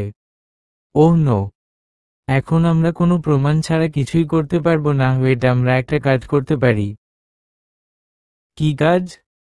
মিথিলাকে বলবো আমাদের আপডেট জানাতে। এই কয়দিন আদনানকে বের হতে দেওয়া যাবে না, আর যে ড্রাগস দেয় সে দিতে পারবে না। এখন একমাত্র মিথিলা এই কাজ করতে পারবে। কিন্তু কিন্তু কিন্তু কি? আমি ভ্রু কুঁচকে তাকিয়ে আছি। কনক কি কিন্তু বলল? সেটা যদি মিথিলায় হয়, যদি মিথিলায় ড্রাগস দেই। আমার মুখে চিন্তার ভাঁজ ফুটে উঠল। এটা তো চিন্তা করিনি। হ্যাঁ, কিন্তু আমার মনে হয় না মিথিলা এই কাজ করেছে। হ্যাঁ, কিন্তু সিউর তো না। মিথিলা আদনানের অসুস্থতার সময় চাইলে ফ্যামিলির অজুহাত দিয়ে চলে যেতে পারত, কিন্তু ও এখনো বাসায় ফিরেনি। ও যদি মৃত্যুর মুখে ঠেলেও দিতে চাইতো তাহলে এত কিছু করত না। হ্যাঁ, তা অবশ্য ঠিক। আচ্ছা, তাহলে মিথিলাকে বলে দিই। হুম। আমি বাসায় এসে মিথিলাকে কল দিলাম। হ্যালো ভাইয়া, আসসালামু আলাইকুম। ওয়ালাইকুম আসসালাম। মিথিলা শোনো, তোমাকে একটা কাজ করতে হবে। কি কাজ ভাইয়া? আদনানকে চোখে চোখে রাখবে। কেউ ওকে কিছু দিলে যাচাই না করে খেতে দিবে না। সব সময় দেখবে, ওর রিয়াকশন দেখবে। ভুলেও কারো সাথে একা বসতে দিবে না, একা কোথাও বা বাইরে বের হতে দিও না। ওকে, বাট এমন কাজ কেন? আসলে আমরা ধারণা করছি কেউ আদনানকে ড্রাগস দিচ্ছে, কিন্তু সেটা আদনানকে অনিচ্ছাকৃত। ও জানেই না যে ওকে ড্রাগস দেওয়া হচ্ছে, তাই আমরা চেক করতে চাইছি একটা কতটা সত্য। কয়েকদিন পর ওর রিয়াকশন দেখব। ড্রাগস? হ্যাঁ। আচ্ছা, আমি আপনার কথা মতো কাজ করছি। ওকে। এভাবে কয়েকদিন চলল। একদিন মিথিলা কল করল। এতদিন পর মিথিলার কল থেকে অবাক হলাম। হ্যাঁ মিথিলা, কেমন আছো? আমি তো ভালো আছি ভাইয়া, কিন্তু একটা সমস্যা হয়েছে। কি হয়েছে? আদনান উত্তেজিত হয়ে পড়েছে, কেমন যেন করছে। ওকে শান্ত রাখা যাচ্ছে না। এখন একটা রুমে বন্ধ রেখে আপনাকে কল করেছি। এটা শুনে আমার বুক কেঁপে উঠল। তার মানে আমাদের ধারণা ঠিক। আমি তাড়াতাড়ি কনককে ইনফর্ম করে বেরিয়ে গেলাম। আমি আদনানের বাসায় হাজির হলাম। সবাই বসে আছে। ভেতর থেকে আওয়াজ আসছে। আমাদের দেখে মিথিলা এগিয়ে এলো। ভাইয়া এসেছেন আপনারা? ওখানে আদনান আছে। Thanks sir. এখন কেউ রুমের আশেপাশে যেও না, কিছু ছুড়লে বা কোনোভাবে আঘাত পাওয়ার সম্ভাবনা আছে। আচ্ছা ঠিক আছে। আমি রুমের কাছে গিয়ে দেখি রুম থেকে ভাঙচুরের আওয়াজ আসছে আর দরজা ধাক্কাচ্ছে। আদনান? আমি জোরে ডেকে বললাম। আওয়াজ একটু কমে এলো। আদনান বলল, আকাশ ভাই না?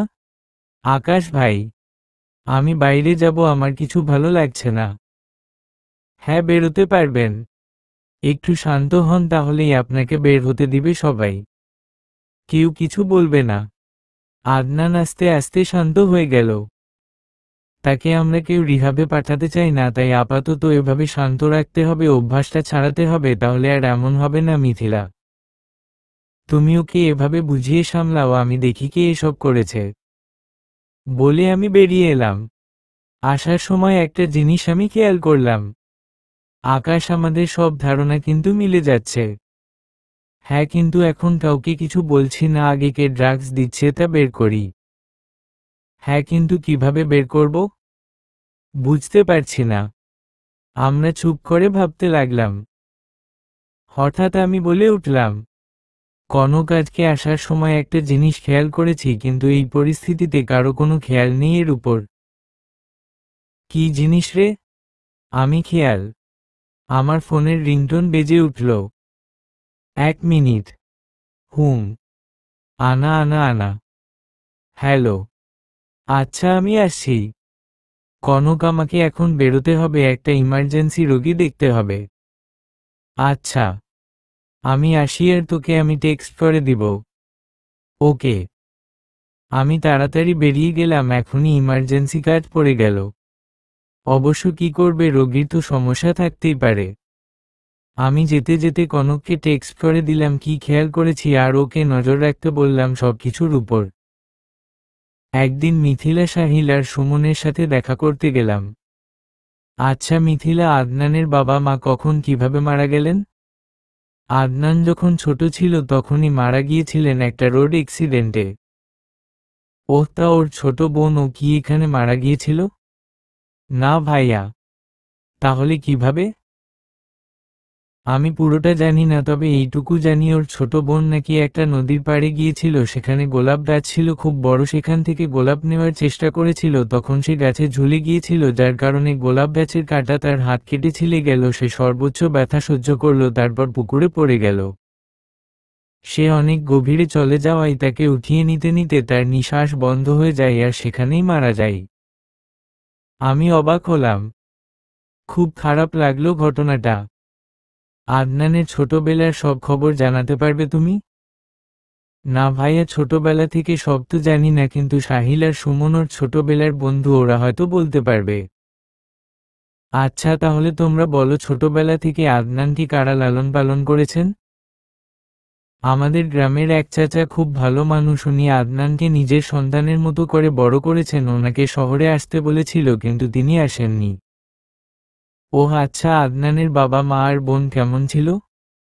আদনানের মা ছিল খুব নরম মনের মানুষ, সহজে সবার সাথে মিশে যেতেন। তার বাবা একটু কঠোর হলেও সবার সাথে ভালো ব্যবহার করতেন। আর ছোট বোন তো একদম নিরামিষ, মানে সবার কাছ থেকে নিজেকে গুটিয়ে রাখত। মনে হতো যেন সবাইকে ভয় পাই। আমি হালকা হাসলাম। আমার সমস্যার সমাধান হয়ে যাচ্ছে আস্তে আস্তে। আচ্ছা বুঝলাম, ঠিক আছে, পরে কথা হবে, এখন আমাকে কাজে বেরোতে হবে। ওকে। আস্তে আস্তে সময় চলে গেল, আমরা সব রহস্যের সমাধান করে ফেললাম। আদনানের কি হয়েছে, কে ড্রাগস দিচ্ছে তা বের করে ফেলেছি। এখন শুধু প্রকাশ করার পালা। কনক, কাল আমরা যাব ওদের বাসায়, কি বল? হ্যাঁ, খুব দ্রুত সব সলভ করতে হবে। আর আজকে আদনানকে দেখে আসতে হবে। হ্যাঁ, একটু পরে বের হব। আমি মিথিলাকে কল করে জানিয়ে দিলাম আমরা কাল ওদের বাসায় যাচ্ছি। তারপর আমরা আদনানের সাথে দেখা করতে বেরিয়ে গেলাম। আদনান, কেমন আছো? এই তো আছি, আপনি কেমন আছেন? আছি আলহামদুলিল্লাহ। বসুন, দাঁড়িয়ে কেন? না, এত চিন্তা নয়, আপনাকে আগে রেস্ট নিতে হবে। আচ্ছা, আমি নাকি এই কয়েকদিন খুব পাগলামো আর অস্থির হয়ে গিয়েছি? হ্যাঁ। অথচ আমিই জানি না। আমি কনকের দিকে তাকিয়ে হালকা হাসলাম। কেন পাগলামি করেছেন জানেন? না তো। আমি মনে মনে বললাম। এটাই সাইড ইফেক্ট। এখন আদনানকে কিছু জানানো যাবে না। একটু সময় যাক, তারপর বলবো। আকাশ ভাইয়া? মিথিলার ডাকে আমি তাকিয়ে দেখলাম। ওহ মিথিলা, কখন এসেছো? এই তো এখন। আপনারা কখন এসেছেন? একটু আগে। ওহ, তা বললেন না কেন আসবেন? এমনি। আচ্ছা, আপনারা বসুন। তো আদনান এখন কেমন লাগছে? ভালো। রেস্ট নিন ভালো করে। আমি চলে আসলাম কাজে। এভাবেই কেটে গেল দুদিন। আজকে মিথিলার বাড়ি যেতে হবে, সবাইকে সব বলতে হবে, তাহলে সব ক্লিয়ার হবে, তখন সবাই আদনানের ব্যাপারটা বুঝতে পারবে। আমি রেডি হতে গেলাম। হ্যালো কনক, বেরিয়েছিস? হ্যাঁ, তুই কোথায়? আমি বেরিয়েছি কিছুক্ষণ হলো, আমি এখন রংহা রাস্তার মোড়ে আছি। আচ্ছা, আমি কিছুক্ষণের মধ্যে পৌঁছে যাচ্ছি। ওকে। ফোন কেটে দিলাম। আমি আস্তে ধীরে মিথিলাদের বাসায় পৌঁছে গেলাম। এসেছেন? মিথিলা। হ্যাঁ। আসুন বসুন। আমরা কিছুক্ষণ কথাবার্তা বলে কনকের জন্য ওয়েট করতে থাকলাম। একটু পর কনক হাজির। সরি গাইস, একটু লেট হয়ে গেল। সমস্যা নেই। তুই কিছু বলিসনি? না, তোর জন্য অপেক্ষা করছিলাম। আচ্ছা। আমি একটু পর বলতে শুরু করলাম। তো সবাইকে যেটা বলার জন্য আমরা আজকে এখানে এসেছি সেটা হচ্ছে আদনানের এই অদ্ভুত রকম ব্যবহার। আপনারা সবাই জানতে চান এই রকম কেন? আমরা আজকে এটা জানাতেই এখানে এসেছি। সবাই মনোযোগ দিয়ে শুনবেন। সবাই অধীর আগ্রহের সহিত তাকিয়ে আছে। আমি একটু পর বলা শুরু করলাম। আদনানের এই কারণটা হচ্ছে একটা রোগ। আদনান একটা রোগে আক্রান্ত। এটা তার ইচ্ছাকৃত কিছু না, তার অনিচ্ছাকৃত অনেক কিছু ঘটে যায়, কিন্তু তিনি জানেন না। কি রোগ? কৌতূহলীভাবে মিথিলার বোন। Multiple personality disorder. Multiple personality disorder? Mithila: হ্যাঁ, এটা এমন একটা রোগ যার শরীরে অনেকজনের ব্যক্তিত্ব বসবাস করতে পারে। প্রায় 100টি ব্যক্তিত্ব বসবাস করতে পারে, যাকে সাইকোলজির ভাষায় ব্ল্যাকআউট বলে। সবার মুখ দেখে বুঝলাম সবাই খুবই অবাক হয়েছে। ভাইয়া একটু ক্লিয়ার করে বলেন। হ্যাঁ বলছি। অনেকেই জীবনের কোনো না কোনো সময় হয়তো বিচ্ছিন্নতা অনুভব করেছে। হয়তো কথা বলতে বলতে বা কাজ করতে করতেই হঠাৎ কোথাও হারিয়ে গিয়েছে, যাকে আমরা পোশাকি ভাষায় দিবাস্বপ্ন বলে থাকি। কিন্তু মাল্টিপল পার্সোনালিটি ডিসঅর্ডার দিবাস্বপ্ন থেকে অনেক বেশি কিছু, যার ফলে মানুষের চিন্তা ভাবনা ও অন্যান্য কাজের সঙ্গে তার একটি বিচ্ছিন্নতা তৈরি হয়। এই রোগে একজন মানুষের মধ্যে একাধিক ব্যক্তিত্বের প্রকাশ পায়। তা হতে পারে কোনো কাল্পনিক মানুষের, কোনো কল্পনার চরিত্রের, এমনকি কারো কারো মাঝে পশুপাখির স্বভাবও দেখা যায়। মানুষটি অনেকগুলো সত্তার মাঝে নিজেকে হারিয়ে ফেলে, নিজেকে আর আলাদা করতে পারে না। ওই বিচ্ছিন্ন সত্তাগুলো রোগীকে নিয়ন্ত্রণ করে থাকে এবং যখন সে স্বাভাবিক অবস্থায় থাকে, নিজের অন্য সত্তাগুলো সম্পর্কে তার কিছু মনেও থাকে না। তার মনে হয় সে কোথাও হারিয়ে গিয়েছিল। একে সাইকোলজির ভাষায় ব্ল্যাকআউট বলা হয়। একজনের মাঝে 2 এর অধিক ব্যক্তিত্বও দেখা যায়। এর সংখ্যা হতে পারে প্রায় 1 থেকে 100। তাই একে মাল্টিপল পার্সোনালিটি ডিসঅর্ডার ও বলা হয়। বুঝেছ মিথিলা? জি ভাইয়া। আদনান ও এই রোগে আক্রান্ত। তার মাঝে 3টি ব্যক্তিত্ব বসবাস করে, তার মা, বাবা আর বোন। এই রোগের অনেক কারণই আছে, কিন্তু আমি ধারণা করছি আদনানের এই রোগের কারণ তার ছোটবেলার ট্রমা। কারণ তার ছোটবেলায় মা, বাবা আর বোন মারা গেছেন, তখন আপন বলতে যারা ছিলেন তারা তাদের আসল রূপ দেখিয়ে দিয়েছিলেন, আর সে তার মা, বাবা আর বোনের কথা খুব চিন্তা করত, যার কারণ তার মাঝে এই 3টা ব্যক্তিত্ব বহন করে।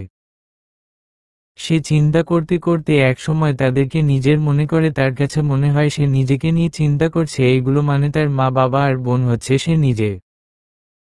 এভাবেই তার রোগ গভীরতম হয়ে যান। আমার সাথে যতবার কথা হয়েছে আমি তার দুটোই রূপ দেখেছি, তার বাবা আর বোন। প্রথম দিন সে প্রথমে নিজের আসল ব্যক্তিত্ব নিয়ে কথা বলেছিল, যখন অন্য ব্যক্তিত্ব তাকে নিয়ন্ত্রণ করে, যার কারণে সে তখন আর আমাকে চিনতে পারে না। সবাই তাকিয়ে আছে আমার দিকে। আমি মুচকি হেসে বললাম, মিথিলা ভয় পেও না, আদনানের সব ব্যক্তিত্ব তোমাকে খুব ভালো করে চিনে ও ভালোবাসে। তুমি আদনানের কাছে সেফ থাকবে, সে যেই ব্যক্তিত্বেই থাকুক না কেন। তুমি ছাড়া ওর আপন বলতে কেউ নেই, আমি এতদিন যা বুঝেছি আমার মতে। তুমি ওকে ছেড়ে যাওয়ার কথা ভুলেও ভেবো না। না, এমন কিছু হবে না, আমি সুস্থ করে তুলবো ওকে, আপনি শুধু বলুন কি করতে হবে। আমি বলবো সব 1220। তার আগে আর একটা সমস্যা আছে। কি সমস্যা? ড্রাগস। এটা শুনে ওখানে বসা একজনের কপাল বেয়ে ঘাম পড়ল। আমি বাঁকা হাসলাম। ও হ্যাঁ, তা পেয়েছেন কে ড্রাগস দিচ্ছিল আদনানকে? মিথিলা: হ্যাঁ, সেদিন আমি যাওয়ার সময় একটা জিনিস খেয়াল করি আর সেটাই রিচার্জ করি, তারপর আসল সত্য বেরিয়ে আসে। ক কে সে? মিথিলা: সে হচ্ছেন এখানে বসা একজন লোক, ঘন ঘন কপাল বেয়ে পড়া ঘাম মুছছে। আমি বাঁকা হেসে বললাম, খুব গরম পড়তে তাই না? হ হ্যাঁ হ্যাঁ, খুব। হুম ভাইয়া, আগে বলুন কে ড্রাগস দিচ্ছিল? হ্যাঁ বলছি। আমি বলবো নাকি আপনি বলবেন? আমি একজনকে ইশারা করে। আ আমি কি ল বলবো? আচ্ছা, আমিই বলি। সুমন আদনানকে ড্রাগস দিচ্ছিল। মুহূর্তেই সবার মুখে অবাকের চিহ্ন ফুটে ওঠে। কি বলছেন? হ্যাঁ, সত্যি বলছি। সুমন উত্তেজিত হয়ে বলল, আ আমি কেন ড্রাগস দিতে যাব আদনানকে? সেটা আপনিই ভালো জানেন। এইসব মিথ্যে তোমরা কেউ বিশ্বাস করো না। এটাই সত্যি। সেদিন আমি বেরিয়ে যাওয়ার সময় খেয়াল করলাম সুমন আর সাহিল ছিল না। আদনানের এই অবস্থা আর ওরা নেই। সাহিল। আমার একটু সন্দেহ হলো। এরপর দিন আমি সাহিলকে ফলো করি, কিন্তু তেমন কিছু পাই না। একদিন সাহিল দৌড়ে আমার কাছে এসেছিল। আমি জিজ্ঞেস করতেই বলল, সুমন ড্রাগস পাচারের কাজে যুক্ত। তখনই আমি বুঝতে পারি আদনানকে সুমনই ড্রাগস দিচ্ছিল। কিন্তু সাহিল কিভাবে জানো? এটা জিজ্ঞেস করার পর বলল, সেদিন সুমন সাহিলের কাছে ধরা পড়েছিল। আর তখন সুমন সাহিলকে একটা বাংলোতে বন্দি করে রেখেছিল। আর সেটা সেদিনই ঘটে যেদিন আমি এই বাড়িতে সুমন বা সাহিল কাউকে দেখিনি। সেখান থেকেই সাহিল পালিয়ে এসে আমাকে বলে সব। আমি সাহিলকে সুরক্ষিত রাখার ব্যবস্থা করেছিলাম যতদিন সুমনকে অ্যারেস্ট না করা হয়, না হলে সাহিলের বিপদের চান্স আছে। তারপর আজকে ধরা পড়ে গেল সুমন। মিথিলা গিয়ে সুমনকে কষে একটা চড় দেই। তুই আমাদের খুবই বিশ্বস্ত বন্ধু ছিলি সুমন, আর তুই এমন করলি। কি ক্ষতি করেছিল আদনান তোর? কেন শেষ করতে চাইলি আমাদের জীবনটা? মিথ্যে বন্ধুত্ব। মিথি, আমার কথাটা শোন প্লিজ। চুপ। আমার সাথে কথা বলবি না, আর মিথি বলেও ডাকবি না। কনক গিয়ে বলল, সুমন আপনি কেন এসব করলেন বলুন। সুমন এখনও চুপ করে আছে। সুমন বলুন। সুমন মুখে কুলু পেটে বসে আছে, কোনোভাবেই কথা বলছে না। এবার কনক একটা চড় বসিয়ে দিল সুমনের গালে। আমি বসে বসে দেখছি। কনক বলল, তোকে দেখছি জিজ্ঞাসাবাদের জন্য থানায় নিতে হবে। ঠিকঠাক জিজ্ঞেস করছিলাম, উত্তর দিসনি। সুখে থাকলে ভূতে কিলায়, তাই না? না না, আমি বলছি। সুমন এতক্ষণে মুখ খুলল। এবার অপেক্ষা কে এমন করেছে এটা জানার জন্য। বল। আমি মিথিলাকে পছন্দ করতাম, কিন্তু আদনান এসে মিথিলা আর আমার মাঝখানে কাটা হয়ে দাঁড়ায়। ওকে কোনোভাবেই সরাতে পারছিলাম না। যতবার চাইছিলাম ততবার বেঁচে যাচ্ছিল। এইবার ও চেষ্টা করেছিলাম, কিন্তু আমিই ফেঁসে গেলাম। আমি অবাক চোখে তাকিয়ে আছি। মানুষ প্রাণের বন্ধুকে শুধুমাত্র পছন্দের মানুষের জন্য মারার চেষ্টা করতেও দ্বিধাবোধ করেনি। বাহ বাহ, এত কিছু! কারো আওয়াজে পেছনে ফিরে তাকালাম। অবাক হয়ে আমার মুখ দিয়ে অস্ফুট স্বরে বের হয়ে আসলো, আদনান?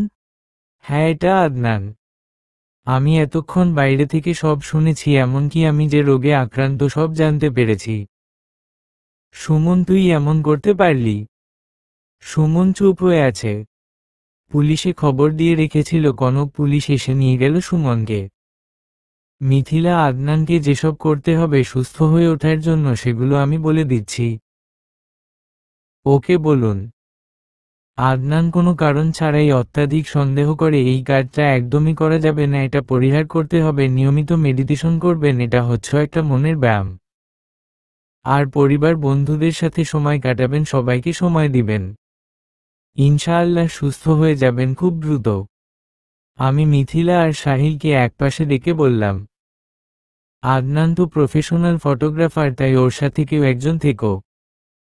আমার মনে হয় যে আদনান ফটোগ্রাফিতে এমন কিছু দেখেছে যা ওর ছোটবেলায় ট্রমা হয়ে দাঁড়িয়েছে। যেমন সে দেখেছে কেউ মা বাবার সাথে ছবি তুলছে, মা বাবার ভালোবাসা পাচ্ছে।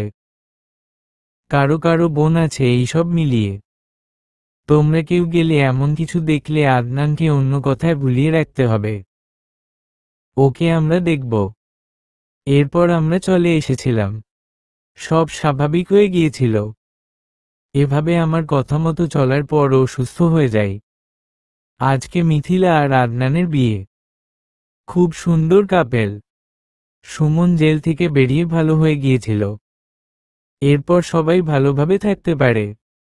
খুব সুন্দর, তাই না রে কনক? হ্যাঁ। এভাবেই অটুট থাকুক ওদের সম্পর্ক। ভালো থাকুক সবাই। সমাপ্ত।